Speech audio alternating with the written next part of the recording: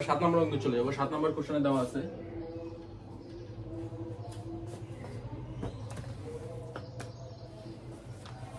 a cube minus a square minus 10a minus 8 এটাকে f of a দিয়ে দিলাম। এখন দেখো কত বসালে 0 আসে। f অফ a এর জায়গায় যদি -1 বসাও, -1 whole cube minus -1 square minus 10 into -1 minus 8, তাহলে -1 কে কিউব করলে -1, -1 কে স্কয়ার করলে 1, বাট আগে একটা মাইনাস ছিল সেটা মাইনাসে মাইনাসে প্লাস 10 মাইনাস 8, তাহলে -10 প্লাস 10 ইকুয়াল 0। -1 বসালে যেহেতু 0 আসতেছে তাইলে আমার উৎপাদক বা ফ্যাক্টর কি হবে? +1। তাহলে আমি লিখবো a প্লাস 1 একটা উৎপাদক।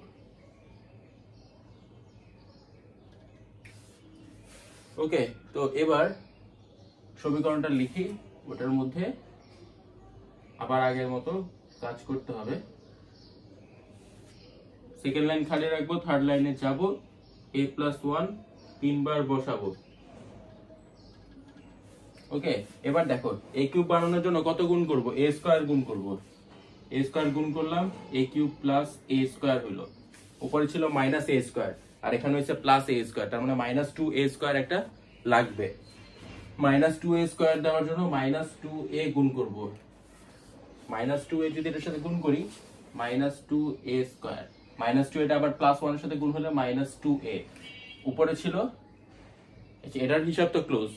এবার উপরে ছিল -10a, এখন আমি বানাইছি কত? -2a, লাগবে কত? আরো -8a। তাহলে এই এর সাথে কত গুণ করব? একটা -8 গুণ করব।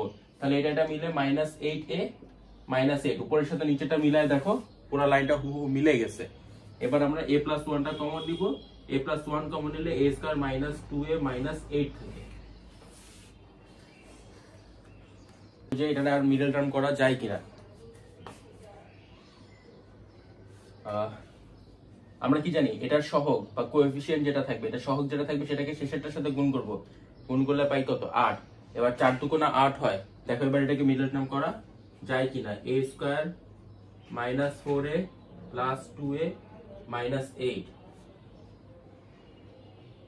এখান থেকে একটা থেকে a common now, a common নিলে থাকে a -4 প্লাস 2 কমন নাও, থাকে a -4।